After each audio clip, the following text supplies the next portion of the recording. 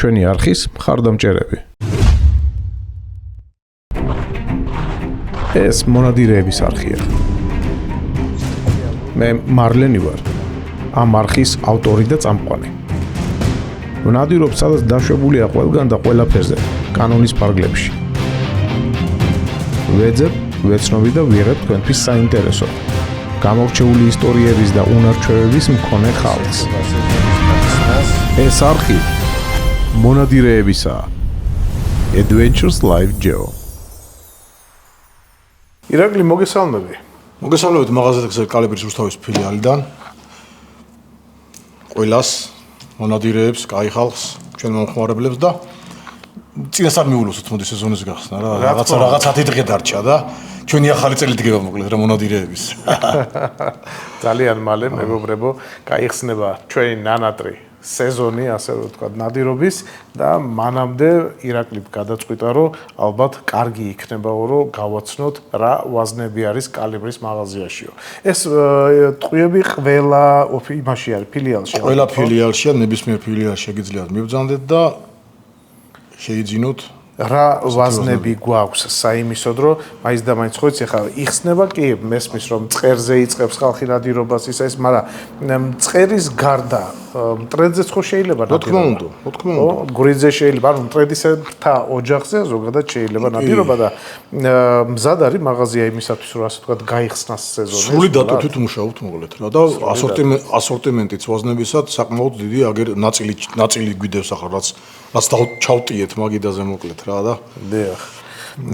კარგი, მოდი ესეთ კითხვას დაგისმევ, მაშინ რა კი დაწესებულია გადაცემა ესეთი ჩამჭრელი კითხვები.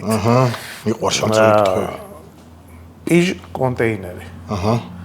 უფრო უპრიანი იქნება ნადირობისთვის თუ უბრალოდ პიჟი?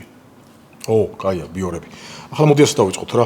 მოგესალმებათ ჩვენო საყვარელო მომხმარებლებო, რომ ძალიან ბევრი მონადირე დღესდღეობით უკვე ესეთი თემა წამოვიდა, რომ ნადირობს ნახევრადავტომატური თოფით.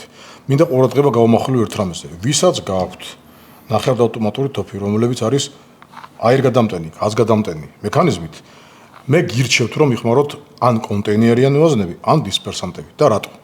მოგეხსენებათ, რომ გაზგადამტენის სისტემაში მუშაობთ გუში, გახვერტილი ლულიდან, გაზები, ჭარბი გაზები გამოდის გუშის მიმართულებით ეჯახებათ გუშს და იარაღის ავტომატიკა მოყავს მოქმედებაში, რომ შემდეგი ვაზნა გადატანოს. ამ შემთხვევაში რა ხდება, როცა უკონტეინერო ვაზნას ხმარობთ? საფანტი, რომელიც მოძრაობს ლულის არხში, პირდაპირ შეხებაშია ლულის არხთან, დეფორმირდება, ეფხიკება, მოგეხსენებათ, რომ მომატებული წნევებია და მომატებული ტემპერატურაა. ისიც მოგეხსენებათ, რომ საფანტი დამზადებულია პლომბომისგან, ძირითადად რბილი მეტალია, რომელიც ძალიან ადვილად დეფორმირდება, რბილია.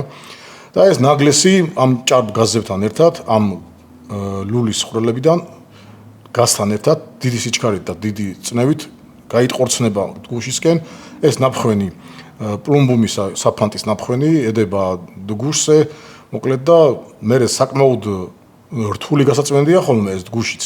და ხშირ შემთხვევაში თუ არ მიექცია ყურადღება გუშსა და იმ მუხტას, რომელშიც გუში შედის ჩაკეტვის დროს, ხდება ამ ნაფხვენი პლომბუმის ჩაცხობასავით, აი ესე ჩაიკირება შიგნით და მე ამოფხეკვა უნდა იქ რა და კონტეინერიან შემთხვევაში ეს ყველაფერი გამორიცხულია. ანუ კონტეინერი პირდაპირ უზრუნველყოფს იმას, რომ ლულის არხთან საფანტი შეხებაში არაა და მოძრაობს ლულის არხში პლასმასის კონტეინერში მოთავსებულია საფანტები და ლულას ისე გაივლის, რომ ფაქტიურად ლულის შიდა არხთან კონტაქტი საფანტს არ აქვს. შესაბამისად ნაკლებად ზიანდება თვითონ საფანტი, ლულის არხის ნაკლებად განიცდის ცვეთას ასე ვთქვათ და ამ ნაგლესის მიცხობას ლულიში და არხზე და საექსპლუატაციო პირობებიც ეზრდება ლულას, რა თქმა უნდა, ნაკლები დატვირთვა მიდის.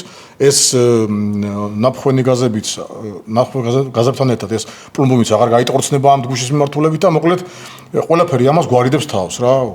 გადასარევი იყო. ძალიან გამიხარდა. რაც შეეხება ინერციულებს სისტემაში დიდი არ აქვს. მაგ ამბავს რა, რაც ახლა აქვს. ანუ დიდი მნიშვნელობა აღარ ეწევა. არა, ხო, მაგრამ მაინც არის ერთი პრობლემა, როცა ხშირად ხდება ამ ინერციული სისტემიდან, ნამდვილად გადასახსნელი თოფებიდან სროლა, ლულის ჩოქურის შევიწროებაში ხდება, მაინც შემჭიდროებულია ლულის ჩოქურის შევიწროება და საფანტის კონტაქტი მაინც კონტეინერო ვაზნების შემთხვევაში ვიძახი. საფანტის კონტაქტი მაინც უფრო მჭიდროვდება იქ და ძალიან ხშირად ჩნდება ხოლმე რამდენიმე ათეული გასროლის შემდეგ ეგრეთ წოდებული სიპი, ანუ ლულაზე ტყუის, პლუმბუმის, თხელი ფენის მიგლესვა. ეს გარკვეული დროის შემდეგ აუარესებს საფანტის კონის მოძრაობას ლულაში და გაშლის კოეფიციენტს აუარესებს და ამ შემთხვევაში უნდა ჩაიხეხოს ხოლმე ლულა სპეციალური ჯაგრისებით და სპეციალური ქიმიური საშუალებებით, რომ ეს ნადები ფენა მოხსნათ. გამოსწილი მონადირეები ალბათ ამერწმუნებიან, ხშირად გაგვიწმენდია თოფი და წმენის დროს გვინახია ფიფქივით ჩამოფხეკილი ლულში დაარხიდან ჩამოფხეკილი აი ეს ტყუის ნაგლესი. ძალიან დიდი მადლობა ამისთან ამ მომწურავი პასუხისათვის. აქვე შეგეკითხები მე როგორც ვხედავ, გვაქვს ჩვენ საკმაოდ მაღალ ხარისხიანი წარმოებლებით, ასე ვთქვათ, ვართ წარმოდგენილები და ჩეხური და ესპანური ვაზნები. ყველასთვის კარგად ცნობილი რიოები გვაქვს და არის ისევ სეილერ ველოტები, რომლებიც ჩვენი მომხრობლისთვის საკმაოდ ცნობილია. ფასებში ტრიალი. ფასი მერყეობს გრამაჟიდან გამომდინარე და თუ რა კომპონენტებით არის, ანუ კონტეინერია, უკონტეინეროა თუ დისპერსანტი, ანუ დისპერსანტები გვაქვს ჩვენ, აი დაშილებიც მოგესწრენი, რომ მე ვაჩვენოთ ჩვენ მომხმარებელს. აი ცალკე დენთი მაქვს ჩაყრილი აქეთ. აი შეხედე, ასეთი ტიპის დენთია, მე ახლა ვერ გეტყვით ეს რომელი დენთია, რომ ტყუილი არ გამომივიდეს და შეცდომაში არ ჩავიყვანო ჩვენ მომხმარებელი. აი ასეთი ტიპის დენთია მოკლედ რა, რომელი მარკაა და რომელია არ ვიცი. გასაგებია. აი ეს არის კონტეინერი, ასეთი პატარა კონტეინერი აქვს. კი ბატონო. და ახლა მე არახანეს ვაზნა ვიღე აქ კიდე შეგინდანაც თუ გამოჩნდება, მინდა რომ ვანახოთ.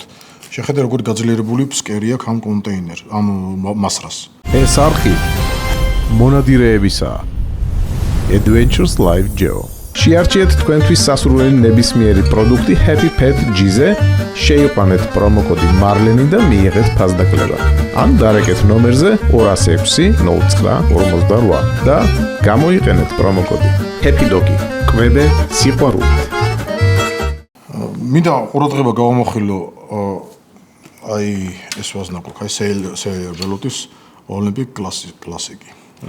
ეს არის 24 გრამიანი 24 გრამიანი ვაზნა, 2 მმ-ია საფანტის დიამეტრი, 9 ნომერია ნომინალში, ფასი გვაქვს ლარი და 54 თეთრი და რახან ამ ეს ვაზნა ავიღეთ ხელში, მინდა გავამახვილო ყურადღება, რომ როგორი კარგი ხარისხის ცელოიდი, ანუ მაგარი მკვრივი ცელოიდი, ეს ბავშვებს ძალიან დიდ მნიშვნელობას ზენს სრულფასოვან გასროლას. აი ეს ცელოიდი როცა თხელია და სკდება და იბრიცება, მაგ შემთხვევაში ცოტა ცუდია ხოლმე გასროლები. კი მწყერს მოკლავს, მაგრამ ნუ მეორად გადატანისთვის არ ვარ გახსოვნა და აი ამ შემთხვევაში საკმაოდ სქელკედლიანი ცელოიდია და ძირი ნახეთ როგორი შესქელებული აქვს. ანუ ის ადგილი, სადაც დენთია მოთავსებული, არის კონუსის ფორმის და თან პირდაპირ მასრაში არა, ანუ დამცავ მაშია შეგით, აი შესქელებული. კი, იკითხება.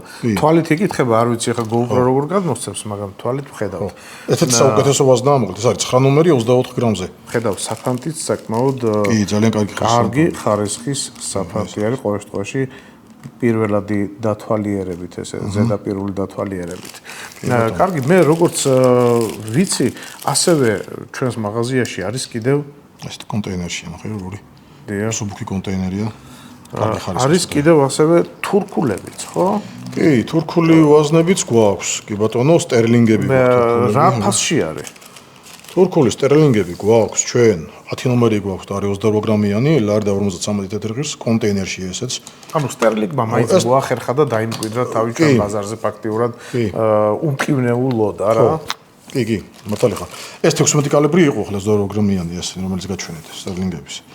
და სტერლინგები 12-ებიც გვაქვს ჩვენ. ხო გვაქვს 12-ები? არა? 12 კალიბრები არა გვაქვს, ესე სტერლინგები გვაქვს 12 კალიბრში მოკლედ. აჰა, გასაგებია. აქ წარმოდგენილია მოკლედ ორი კალიბრი. სამწყერი არა გვაქვსო თან. ხო, სამწყერაზე მაქვს საუბარი. სამწყერე სტერლინგები, სამწყერე ვაზნები 12 კალიბრში არა გვაქვს, 16 კალიბრში გვაქვს და საერთოდ აქ ამ ვაზნებში წარმოდგენ ორი კალიბრია მარტო წარმოდგენილი 16 და 12. ყველაზე აქტუალური რომელიც არის. 12-ია ხოლმე, მაგრამ 16 კალიბრების გვაქვს ასე ვთქვათ რა. გასაგებია. კარგი, მე ვხედავ რომ აქ აბსოლუტურად ყველა წარმოებელი ხო გაქვს ასე ლამაზად დაშლილი და კი, მომხმარებლისთვის რომ მოვაყიდვისოს რომ ჩახედოს ნახოს იმისათვის რომ ასე ვთქვათ სრული ინფორმაცია ჰქონდეს ადამიანს თუ რა კი ბატონო რა საფანტებია როგორი კონტეინერი დევს და აი ერთი კიდე მინდა გაჩვენო აი განსხვავებული რიოს ფირმის ეს არის 32 გრამი 11 ნომერი ძალიან ხშირად თხოვნ ხომ სამწყე 11 ნომერს და ხშირად არ არის ხომ ეს ვაზნები ამ საფანტით ამ ნომერის საფანტით ლარდა 65 თეთრიღის ეს და აი ახლა უყურეთ აქ რა ხდება ბიჭებო სხვადასხვის მე ვნადირობ ხოლმე 11 ნომრით და ძალიან მომწონს მე 9 ნომრით ვნადირობ ხოლმე აი ესეთი დენტია მსგავსი იქ ცხრაც გაჩვენე იგივე დენტია და აი ესეთი მაღალი ობტურატორიანი კონტეინერია ანუ ობტურაციას ძალიან კარგად ართმევს თავს ეს ასეთი ტიპის კონტეინერი და ეს არის 32 გრამში იმიტომ მაღალი კონტეინერი მაღალი ობტურატორით რომ მეტ წნევას უძლებს რა და ლულაში უფრო კარგად მიდის საფანტს რაც შეეხება აი ეს 11 ნომერი საფანტი ძალიან კარგი ხარისხის საფანტია, მართლა ძალიან კარგი ხარისხის საფანტია. სიმკვრივეც გასინჯული მაქვს მე და იდეალურია, შეესაბამება იმ სტანდარტს, სტანდარტიც უნდა იყოს ეს სიმკვრივე. არც ძალიან რბილია, არც ძალიან მკვრივია და მოკლედ კარგია. ასეთი კონტეინერი ხმობთ. კი ბატონო. კარგი. ასევე მე კიდევ ხედავ აქ სკიტის ვაზნებიც არის. კი ბატონო, სპორტული ვაზნები. ეს რითი გამოირჩევა? რამე განსაკუთრებული არის? 28 გრამია კონტეინერშია ეგენიც და აი ამასაც მაღალი კონტეინერში მაღალი ობტურატორით არის. დიახ. ხო. ეს ჯებეებია, ეგრეთ წოდებული ჯებეები კარგად იციან ამ ვაზნის. სპორტული ვაზნებია უფრო ესენი და აღსანიშნავია ისიც რომ 28-28 გრამიან ვაზნებს უფრო გადასახსნელად ოფებში ხშირად მithქვია ხოლმე რომ ნახევრად ავტომატურები არ ამეთქი, მაგრამ ზოგიერთ ნახევრად ავტომატური იდეალურად დამუშავებს ამ გრამაჟის ამუნიციას. კიდევ გვაქვს მინდა ერთი კიდევ ვაჩვენო კონტეინერიანები გვაქვს უმრავლესობა და ერთი გვაქვს დისპერსანტი სად არის რომ ვიპო მადარი აი ეს არის აი წვანი ეს არის ხო მე და ეს გვაქვს რიოს 10 ნომრები დისპერსანტები ლარდა 75 თეთრიღის 30 გრამზეა და რას ნიშნავს დისპერსანტი ხშირად იკითხებიან ხოლმე და ბევრმა დისპერსორს ასეძახი ზოგი გამწარმოებიდან გამომდინარე ზოგი დისპერსორს უწერს ზოგი დისპერსანტს ყურს მაგალითად აი ესეთი კონტეინერია მაღალ ობტურატორიანი კონტეინერია 4 ფრთიანი აი ესეთი ჩაჭრილი ძირები აქვს ზოგს არ აქვს ხოლმე ჩაჭრილი ძირები გაჩვენებთ იმასაც რომელსაც არ აქვს აი უყურე მაგალითად აი ამ ვაზნას ეხლა რო გაჩვენეთ რა კონტეინერებში განსხვავება რო ნახოთ უყურეთ ეს არის ასე ჩაჭრილი კონტეინერი მალე გაიშალოს დიახ მალე გადაშალოს ეს ნახე შეკრულია ფრთიანია მაგრამ ეს ჩაჭრილები არ აქვს და დიახ უფრო შეკრულად გააქვს საფანტის კონა ეს ლულას დატოვებს თუ არა მაშინვე ჰაერთან შეჯახების დროს აი ესე იშლება აი ასე იკეცება და ხდება ჰაერთან დამუხროჭება ჩამორჩება უკვე და საფანტის კონა გააგრძელებს ლულას და შიგნით ამაში ამ კონტეინერში კიდე სანამ აი ესეთი ჯვარადინი რას იძლევა ეს ჯვარედინი 5 ნაწილად იყოფა ფაქტიურად ეს 4 ნაწილიანია მაგრამ მზევითაც ყრება ხოლმე საფანტი და ფაქტიურად საფანტის კონას ანაწილებს 5 ნაწილად რას გვაძლევს გაშელა უფრო თანაბარია და ახლო მანძილში დიდ ბადეს აკეთებს წერზე და ქათამზე იდეალურია მაგალითად აი ესეთი ტიპის ვაზნები კონკრეტული დანიშნულება აქ ამაზე ეს არის ძაღლით ნადირობისას წერზე და ქათამზე შედარებით ახლო მანძილზე შედარებით უფრო თანაბარი დიდი საფანტის ბადის შექმნა რომ ადვილად მოინადირო მინაფრენი ფრინველი. კარგი. ისე შენ თავად რა ვაზნებს ხმარო? ხო, კაი კითხვა. ბევრს საინტერესებს ხოლმე, ბევრი მეკითხება. მე რატომღაც ესე მაქვს არჩეული და ამას თავისი მიზეზები აქვს. თუ დაინტერესდება მე ამ მიზეზებსაც გეტყვი, მე ხმარობ ხოლმე 28 ნახევრად ავტომატით ნადირო, ვიცი შენ ჩემი თოფი, ბრედამ. 28 გრამიან ვაზნებს ხმარობ ხშირად. 24, 28, უფრო 28 გრამიანს. 26, 24, 28 ჩემთვის მწყერს და ქათამზე იდეალურია და ყოველთვის კონტეინერში და ხშირად ვცდილობ ხოლმე რომ 9 ნომერის საფანტით ვინადირო და გეტყვი რატო. საინტერესოა. კონტეინერში იმიტომ რომ ლულას ნაკლები წმენდა უნდა. სეპი არ აქვს ხოლმე იმდენი. დიახ. შენი ინერციულია, ხო? ინერციულია კი. მეორე ის რომ მორჩენილი 9 ნომერი ვაზნებით მე ქათამზე მიწევს ხოლმე ნადირობა და შემორჩენილი თქო ხოლმე ქათამზეც ვიყენებ ამ ვაზნებს და სხვადასხვა ბევრს გაგიკვირდებათ ბევრს შეიძლება არც გაგიკვირდეთ მაგრამ იხვის მოფრენის დროს ეგრეთ წოდებული საღამოს ნადირობისას მოფრენილი იხვზე იდეალურად ხმარობ 9 ნომერ საფანტებს.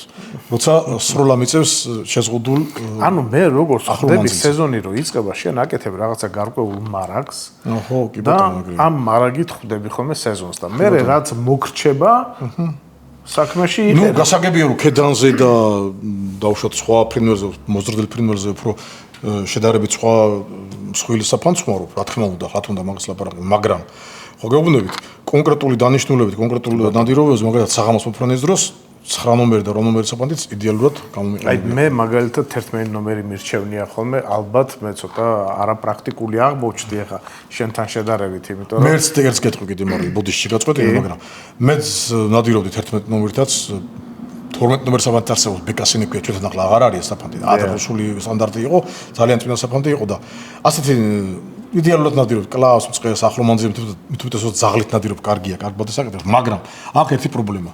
ეს წვრილი საფანტი ძალიან ხშირად შევახურნო ტანში, ფრინველის ტანში, კუნთებში და მე მირთმევის დროს ხშირად გაიგლისება ხოლმე კბილებში საფანტი და ძალიან არ მომწონს ეს და 9 ნომერი საფანტი მხოლოდ ენერგია გარკვეულ მანძილებზე რომ ორგანიზმში არ რჩება.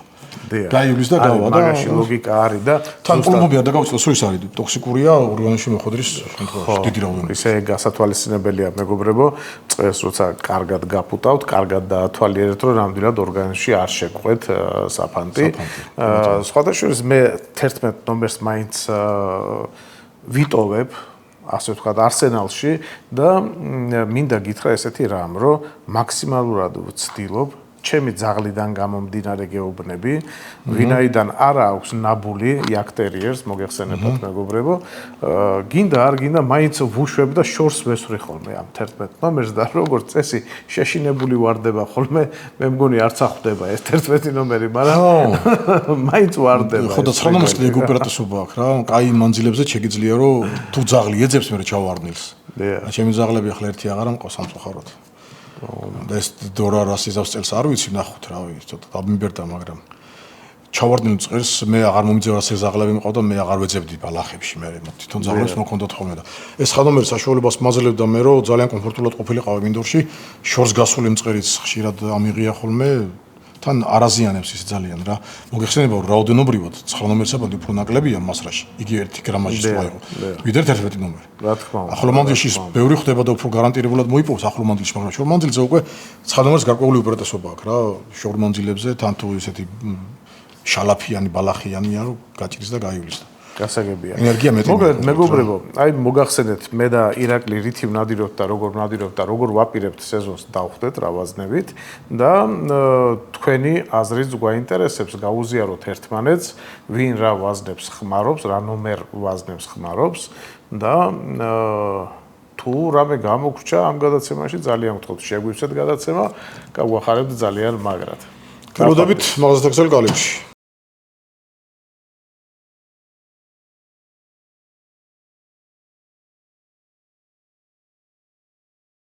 ჩვენი არხის მხარდამჭერები